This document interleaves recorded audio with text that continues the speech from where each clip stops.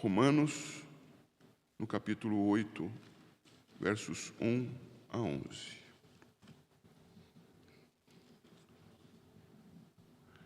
Diz assim a palavra do nosso Senhor, Romanos 8, de 1 a 11. Agora, pois, já nenhuma condenação há para os que estão em Cristo Jesus, porque a lei do Espírito da vida, em Cristo Jesus, te livrou da lei do pecado e da morte. Porquanto o que for impossível à lei, no que estava enferma pela carne, isso fez Deus enviando o seu próprio Filho em semelhança de carne pecaminosa, e no tocante ao pecado. E com efeito condenou Deus na carne o pecado, a fim de que o preceito da lei se cumprisse em nós, que não andamos segundo a carne, mas segundo o Espírito. Porque os que se inclinam para a carne cogitam das coisas da carne, mas os que se inclinam para o Espírito, das coisas do Espírito. Porque o pendor da carne dá para a morte, mas o do Espírito para a vida e paz. Por isso, o pendor da carne é inimizade contra Deus, pois não está sujeito à lei de Deus, nem mesmo pode estar. Portanto, os que estão na carne não podem agradar a Deus. Vós, porém, não estais na carne, mas no Espírito. Se de fato o Espírito de Deus habita em vós, e se alguém não tem o Espírito de Cristo, esse tal não é dele. Se, porém, Cristo está em vós, o corpo, na verdade, está morto por causa do pecado, mas o Espírito é vida por causa da justiça. Se habita em vós o Espírito daquele que ressuscitou a Jesus dentre os mortos, esse mesmo que ressuscitou a Cristo Jesus dentre os mortos, vivificará também o vosso corpo mortal, por meio do seu Espírito, que em vós habita. Deus conceda a sua bênção sobre nós, em nome do Senhor Jesus. Meus queridos irmãos, na semana passada, no culto noturno, nós estudamos o capítulo 7 da Epístola de Paulo aos Romanos. E passamos os nossos olhos por outros capítulos anteriores, e até mesmo fomos ao capítulo 10 em dado momento. E estudamos que, embora haja muitos teólogos antigos, próximos de nós e até mesmo contemporâneos, que entendam que o capítulo 7 da Epístola de Paulo aos Romanos ensina a luta do cristão contra o pecado. Vou repetir, embora muitos pensem que o capítulo 7 da Epístola de Paulo aos Romanos ensina acerca da luta do cristão contra o pecado, nós aqui na semana passada caminhamos num sentido diferente deste. E estudamos o capítulo 7 como um texto que ensina basicamente a situação do homem antes de crer. E vimos isso por meio do argumento que Paulo desenvolve na sua carta. E vimos que ele tratou da redenção até o capítulo 6 com muita energia, com muita intensidade. E vimos que no versículo 22 do capítulo 6, ele disse: agora, porém, libertos do pecado, transformados em servos de Deus, e segue o texto. Logo, se libertos do pecado, transformados em servos de Deus, não é a nós, redimidos, que se refere o texto, tratando-nos como escravos do pecado.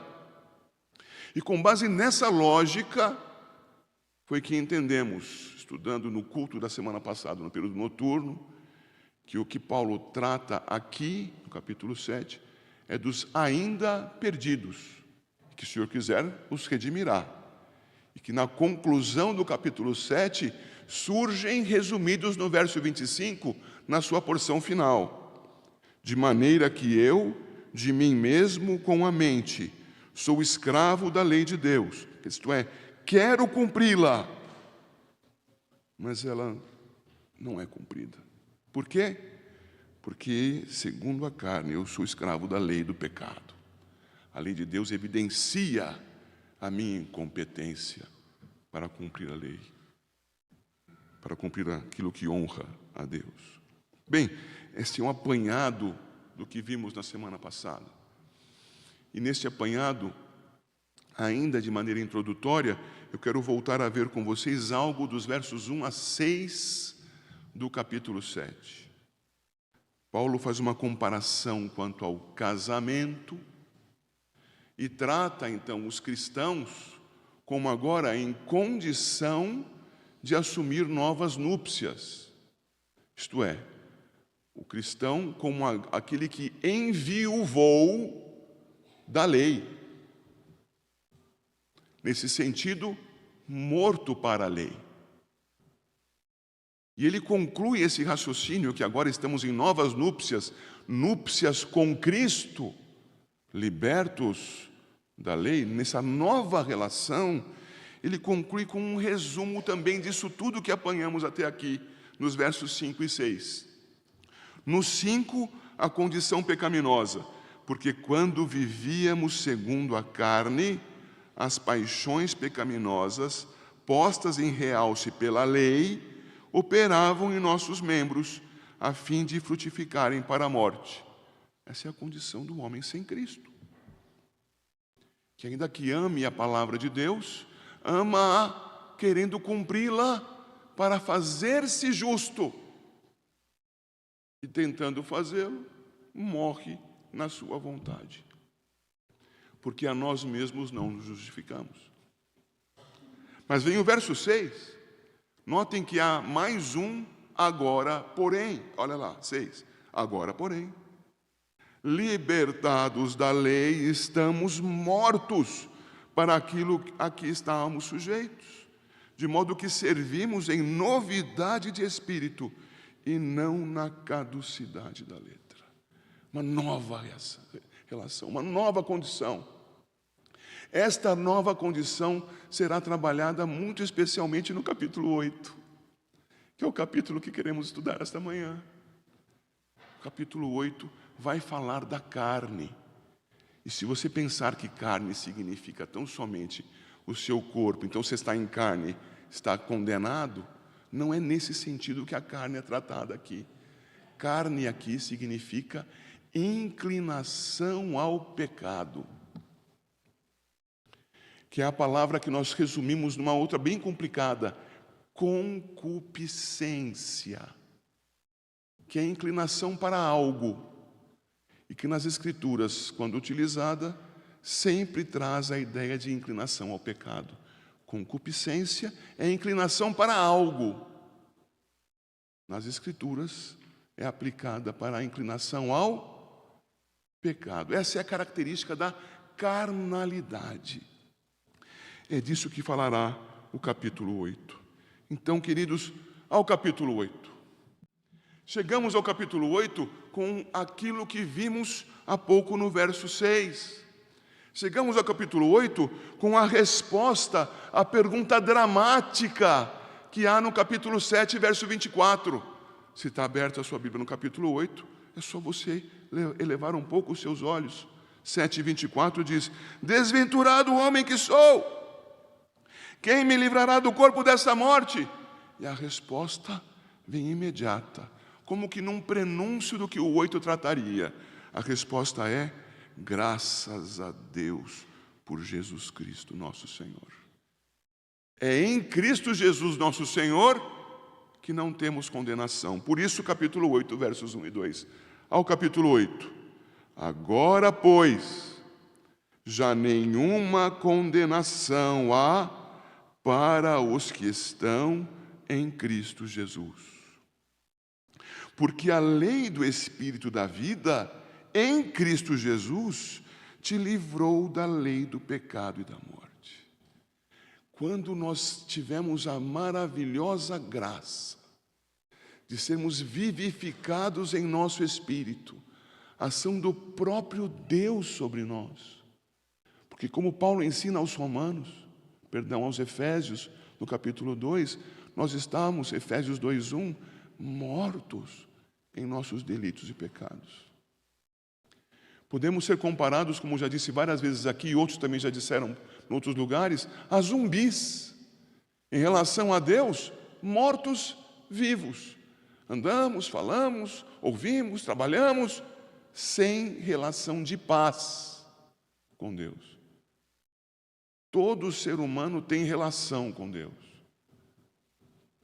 mas sem Cristo, relação de guerra, de inimizade, relação que conduz à consumação, ao pagamento do salário do pecado, a morte. Mas em Cristo, graças a Deus por Jesus Cristo nosso Senhor, em Cristo já há nenhuma condenação. Não há condenação. Disto então temos a aplicação da lei do Espírito da vida. Quando o próprio Deus, eu dizia há pouco, nos vivificou por ação do Espírito, Ele aplicou em nós a lei do Espírito da vida. Ele veio sobre nós de modo irresistível. Ele não nos abriu uma opção, Ele não nos deu uma oportunidade, Ele nos fez querer o que nós não queríamos. Ele mudou o nosso desejo. O nosso desejo antes era justificarmos-nos a nós mesmos. Quando o Senhor age em nós, Ele coloca sobre nós uma nova lei, a lei do Espírito da vida, de modo que, como vimos no capítulo 6, vá comigo ao capítulo 6, versos 17 e 18, nós nos tornamos servos, sim, mas não da lei de Moisés, nem da lei do pecado. 6, 17 e 18, graças a Deus, porque outrora escravos do pecado, contudo, viesses a obedecer de coração à forma de doutrina a que fostes entregues, e uma vez libertos do pecado, fostes feitos servos da justiça. Volto ao capítulo 8, verso 2. A lei do Espírito da vida. Esta lei nos livrou da lei do pecado e da morte. Logo, sobre nós, por causa de Cristo, aplicado em nós pelo Espírito Santo, não há condenação.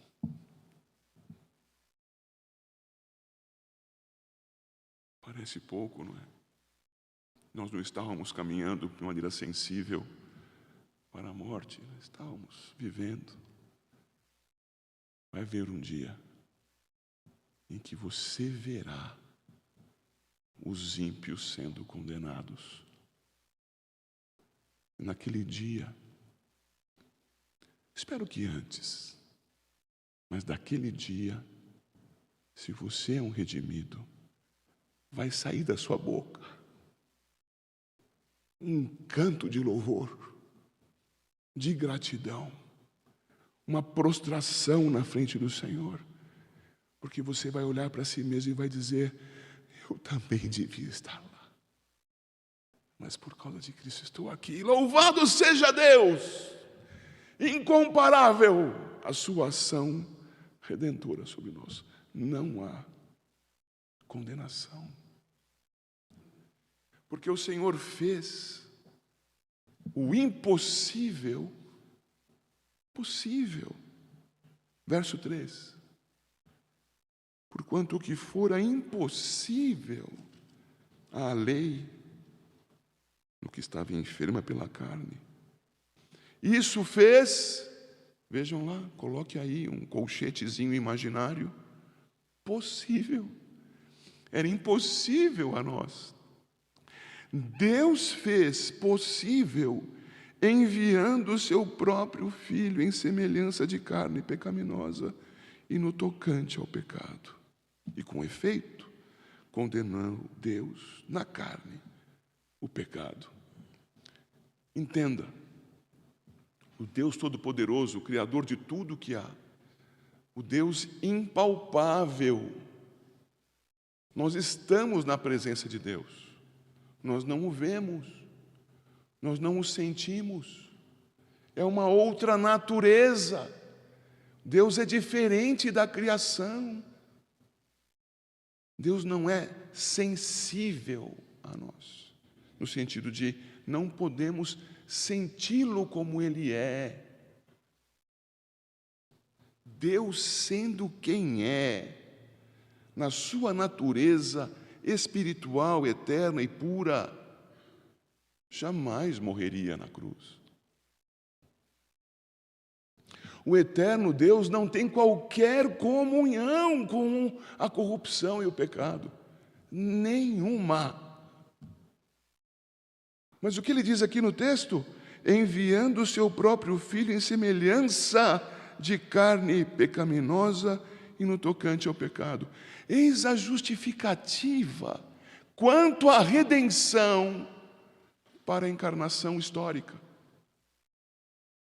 Tenho dito e muitas vezes à igreja que o nosso Senhor, Deus o Filho encarnado, é o mediador entre Deus e a criação.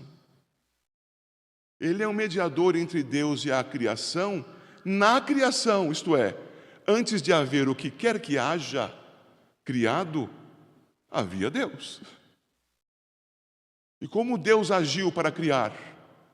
Deus agiu para criar por meio do Filho encarnado, o primogênito de toda a criação, aquele a quem fomos feitos imagem e semelhança. Não o chamamos ainda, neste momento, como o mediador da criação, como Jesus, porque este nome é cabível a Ele na mediação para a redenção. E Yahvé salva. Na criação não havia perdição consumada ainda. Era o próprio Deus, na pessoa do Filho encarnado, o mediador da criação. No capítulo 3, os homens, digo o homem e a mulher, tendo pecado, tomam conhecimento de que o próprio Deus estava passeando no jardim. Mas é outra natureza.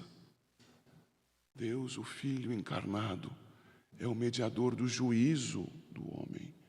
É o anunciador da redenção ao homem. Gênesis 3. Deus, o Filho encarnado, apresenta-se a muitos anunciando a sua encarnação histórica.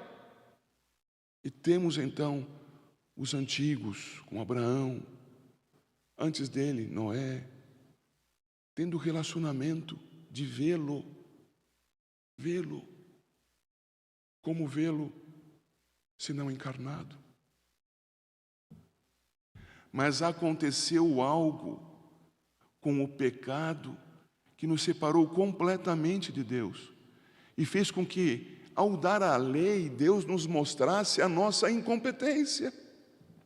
Impossível o que fora impossível à lei. Ele nos mostrou que com a lei, que deve ser cumprida, destaca-se, infelizmente, toda a nossa incompetência. Eu me olho no espelho e me vejo incompetente, incapaz de honrar a Deus. Mas, pastor, eu posso escrever, eu posso correr velozmente, eu posso fazer exercícios, eu posso ensinar os outros, eu sou uma pessoa muito capaz, mas não de Deus.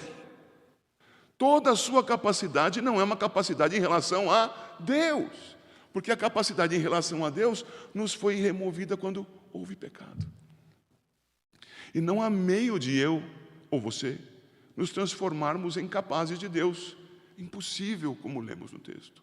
Mas Deus fez possível, enviando o seu próprio Filho em semelhança de carne pecaminosa, o mediador da criação, o mediador do juízo e do anúncio do Evangelho, é o mediador da redenção. O mesmo mediador um dia voltará e aplicará aos ímpios juízo final. E a redenção final. O mediador na consumação. Sempre o Filho encarnado. Glória ao Filho. E ele fez o que na redenção? Ele encarnou em semelhança de carne pecaminosa. Queridos, eu enfatizo isso também e peço a sua paciência na minha ênfase.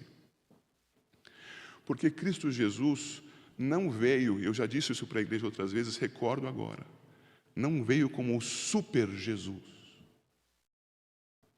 Ele não veio o super Jesus, refratário a todo pecado. Então, fez aqui uma grande e longa encenação para que as pessoas ingênuas crescem naquilo que, enfim, não poderia ser diferente. Ele não pecou, mas não podia pecar, era Deus. Ele veio como homem, suscetível ao pecado, tentado em todas as coisas, contudo, sem pecado. E como isso se deu nele? A habitação do Espírito Santo. Sendo nascido do próprio Deus, da semente da mulher, nasceu sem o pecado de Adão.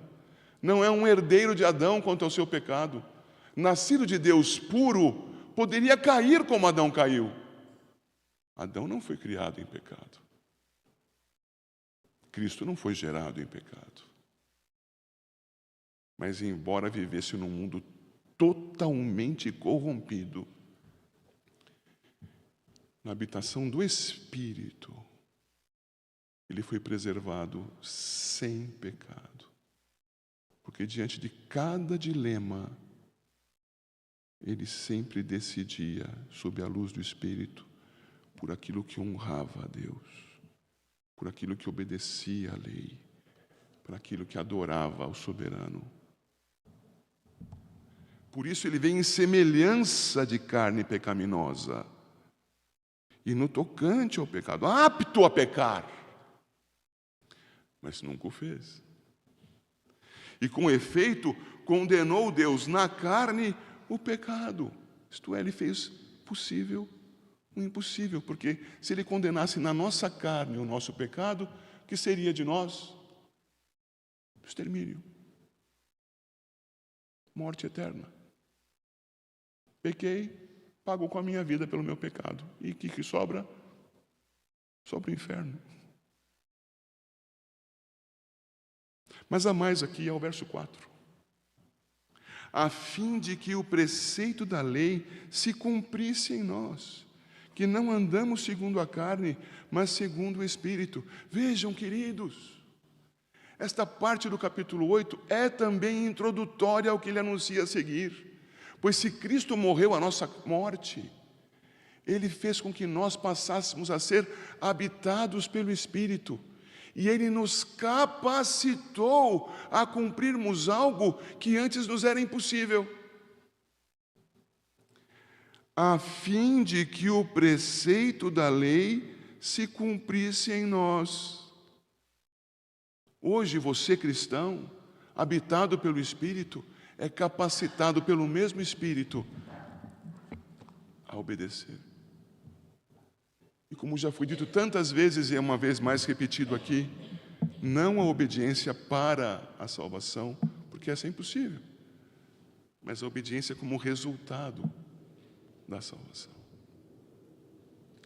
Assim, queridos, temos em Cristo o nosso substituto e temos uma igreja capacitada a obedecer a Deus.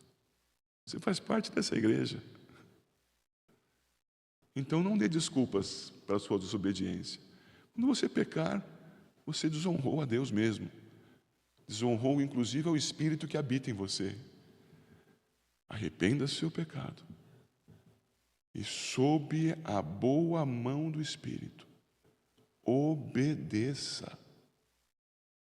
Você foi redimido para isso. Na velha direção, porque isso tudo é a nova direção, não é? Mas na velha direção, não era assim. Paulo agora vai jogar o texto para lá e para cá, verso 5 e verso 6. E vai ficar mais um pouquinho no para lá, na perdição, nos versos 7 e 8. Veja, verso 5, parte A. Porque os que se inclinam para a carne cogitam das coisas da carne. Verso 6, parte A. Porque o pendor da carne dá para a morte. Versos 7 e 8. Por isso o pendor da carne é inimizade contra Deus, pois não está sujeito à lei de Deus, nem mesmo pode estar. Portanto, os que estão na carne não podem agradar a Deus, querem pecar. E uma das formas de nós queremos pecar é: quero salvar a mim mesmo. Jesus Cristo não é importante, não precisa de Jesus. Jesus, valeu pelo empenho, hein? Mas eu dou conta. Pecado, isso é pecado. Isso é pisar, calcar aos pés o Filho de Deus. Não. Esta é a condição da velha direção. É a condição do judeu antes de Cristo, que confiava em si mesmo para fazer-se justo. Fariseu. Mas uma vez Cristo em nossa vida, nós estamos em nova direção. E sob nova direção, que é o título dessa pregação, sob nova direção, nós temos uma condição distinta. O verso 2 já nos disse: a lei do Espírito da vida em Cristo Jesus te livrou da lei do pecado e da morte. Então eu vejo a parte B do verso 5. Mas os que se inclinam para o Espírito, das coisas do Espírito. A parte B do verso 6. Mas o do Espírito para a vida e paz. E a partir daí nós vamos aos versos subsequentes. Veja o 9. Vós, porém, não estáis na carne, para você se recordar. Quem está na carne, verso 8, não pode agradar a Deus. Não pode. Vós, porém, redimidos, sob nova direção, não estáis na carne, mas no Espírito, se de fato o Espírito de Deus habita em vós. Isto é, se de fato não há mais condenação para você, se de fato você creu em Cristo Jesus, se de fato você esteve morto em delitos e pecados, mas foi trazido para a vida pelo poder irresistível de Deus, isso aconteceu? Então o C aqui do apóstolo Paulo é só para você se lembrar de confessar seus pecados e se empenhar por honrar a Deus, porque você é habitado pelo Espírito. Se de fato o Espírito de Deus habita em vós, e se alguém não tem o Espírito de Cristo, esse tal não é dele. Vejam que coisa importante é dita aqui e que nos faz tirar algumas conclusões adiante. Existe parte do cristianismo que acredita que um dia, por vontade própria, porque há no homem bondade, o homem decide crer em Cristo. Olha, eu tenho uma opção. Eu já criei nisso assim. Graças a Deus, fui esclarecido. Mas já criei que eu tinha uma opção. Ou eu creio ou eu não creio. Quem decide sou eu. Só que eu não sabia que diante disso eu só escolhia uma coisa sempre. Puxa, eu posso escolher qualquer um? Posso, mas eu só escolho um. Morte. Eu sou apto a escolher a morte. Mas habitado pelo Espírito Santo, convertido, vivificado, sob nova direção, agora eu só tenho uma escolha. Pode apresentar as opções que forem. Diante do que o Espírito fez em mim, eu só posso escolher a Deus. Eu só escolho o Senhor. Estou redimido.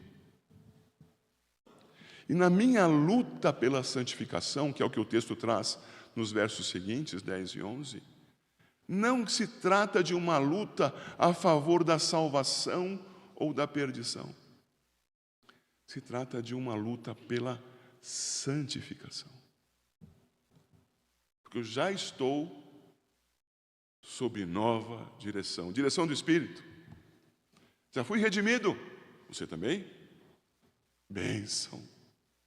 Louvado seja Deus, em nome de Jesus. Deus, então, nos dirigindo, verso 10. Se, porém, isto é, se o Espírito de Cristo habita em vós, porque se não está no Espírito, está perdido. Eu não concluí o raciocínio, me perdoem.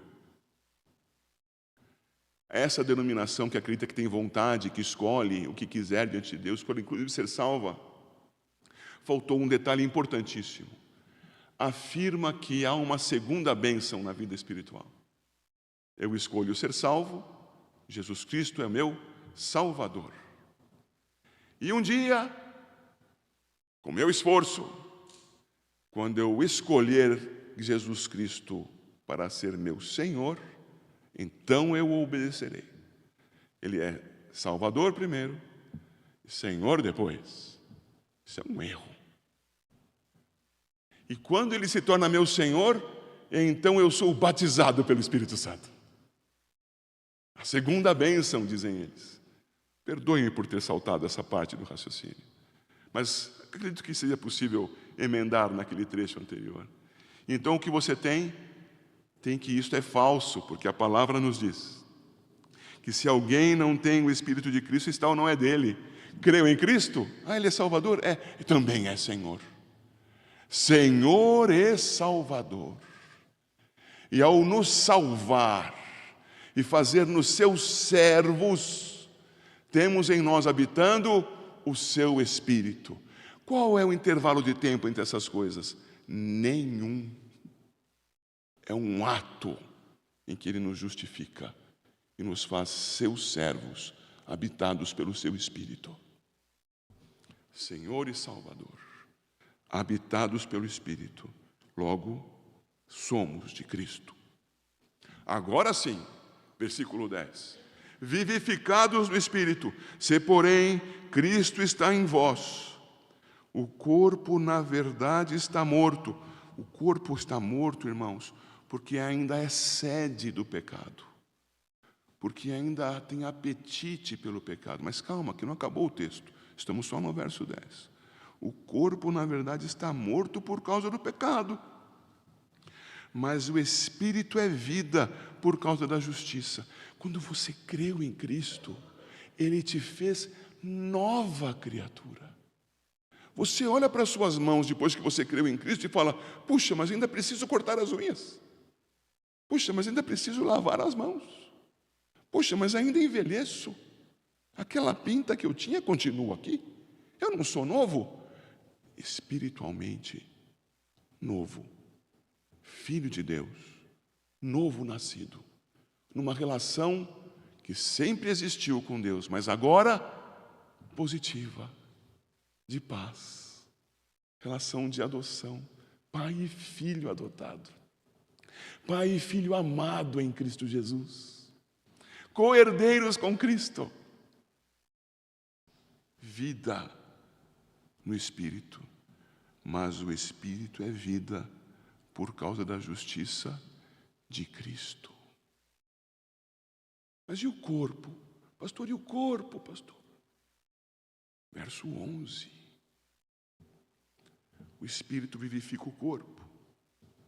Se habita em vós o Espírito daquele que ressuscitou a Jesus dentre os mortos, esse mesmo que ressuscitou a Cristo Jesus dentre os mortos, vivificará também o vosso corpo mortal, por meio do Espírito que em vós, tempo presente, habita. O que quer dizer isso? Quer dizer que eu sou pecador. Quer dizer que eu, pela graça de Cristo, fui redimido. Quer dizer que meu espírito, um aspecto da minha existência, é novo. Tem relação de paz com Deus, por meio de Cristo Jesus.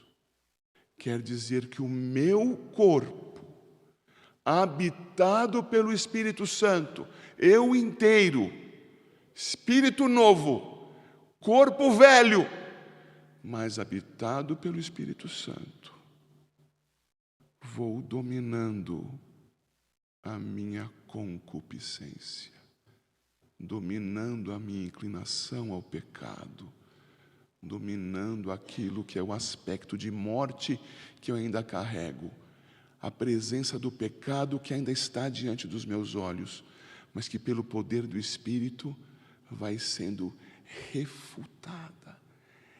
colocada de lado, resistida, e você vai sendo, pelo poder de Deus, santificado, abandonando aquilo que antes era todo o teu prazer, mas que tinha cheiro de morte, e abraçando-se a Cristo. É a lei de Deus, não para ser escravo, mas porque liberto do peso da obediência para a salvação, agora você tem a bênção de poder obedecer para ser santo, para honrar ao Deus verdadeiro. Eis o texto. Se habita em vós o Espírito daquele que ressuscitou a Jesus dentre os mortos. Habita? Você é crente? Eu não estou sentindo nada, pastor. E quem disse que precisa sentir alguma coisa? Esse mesmo que ressuscitou a Cristo dentre os mortos, a palavra é clara, vivificará também o vosso corpo mortal. E por que eu digo que isso não se trata apenas daquilo que é futuro, a volta de Cristo e a nossa ressurreição incorruptíveis? Porque ele fala aqui a respeito do Espírito que em vós habita hoje. É agora que ele está agindo em você. Por isso eu peço a Deus, em nome do Senhor Jesus, que você caminhe com o Senhor. Que você conscientemente busque honrar a Deus. Você já não é mais escravo do pecado. Você é servo de Deus. Logo, não dê margens ao pecado. Não abra portas para aquilo que já não faz parte da sua vida. Caminhe para a glória de Deus. Caminhe para honrar ao Senhor. E que Deus te abençoe nisso.